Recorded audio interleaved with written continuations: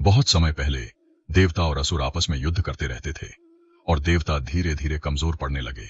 उनकी शक्ति घट रही थी और वे असुरों से हारने लगे। तब सभी देवता भगवान विष्णु के पास गए और उनसे सहायता मांगी। भगवान विष्णु ने उन्हें सुझाव दिया कि अगर वे अमृत प्राप्त कर लें तो वे फिर से अजेय हो जाएंगे, लेकिन अमृत केवल समुद्र मंथन से प्राप्त किया जा सकता था और इसके लिए असुरों का सहयोग आवश्यक था। इसलिए भगवान विष्णु ने असुरों को अमृत प्राप्त करने का लालच देकर समुद्र मंथन के लिए मना लिया। दोनों पक्षों ने मिलकर समुद्र मंथन की तैयारी की।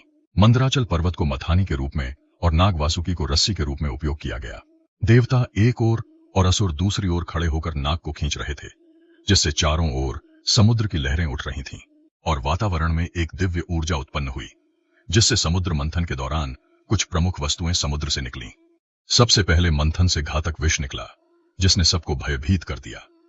इस विष से देवता और असुर दोनों का जीवन खतरे में पड़ सकता था। तब भगवान शिव ने इस विष को अपने कंठ में धारण कर लिया, जिससे उनका कंठ नीला हो गया और उन्हें नीलकंठ कहा जाने लगा।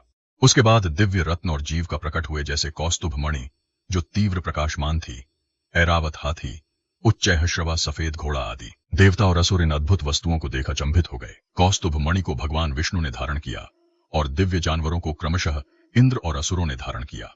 उसके बाद धन और समृद्धि की देवी लक्ष्मी भी समुद्र मंथन से निकली और उन्होंने भगवान विष्णु को अपना पति चुना। अंत में अमृत कलश निकला, जिसे पाने के लिए देवताओं और असुरों के बीच होड़ मच गई। जब अमृत निकला तो असुरों ने उसे अपने कब्जे में लेने की कोशिश की। तब भगवान विष्णु ने मोहिनी का रूप धारण किया, जो अत्यंत सुंदर और मोहक थी। मोहिनी ने अपनी चतुराई से असुरों को बहकाया और अमृत को देवताओं के बीच बांटना शुरू किया। असुर मोहिनी के सौंदर्य से इतने मोहित हो गए कि वे इसका विरोध नहीं कर पाए, लेकिन राहु नामक एक असुर ने मोहिनी का भेद जान लिया और देवताओं की पंक्ति में बैठकर अमृत पी लिया। जैसे ही उसने अमृत पिया, सूर्य और चंद्र ने उसे पहचान लिया और भगवान विष्णु ने अपने सुदर्शन चक्र से उसका सिर काट दिया। राहु का सिर अमर हो गया और तभी से वह सूर्य और चंद्रमा का पीछा करता है, जिससे ग्रहण होता है।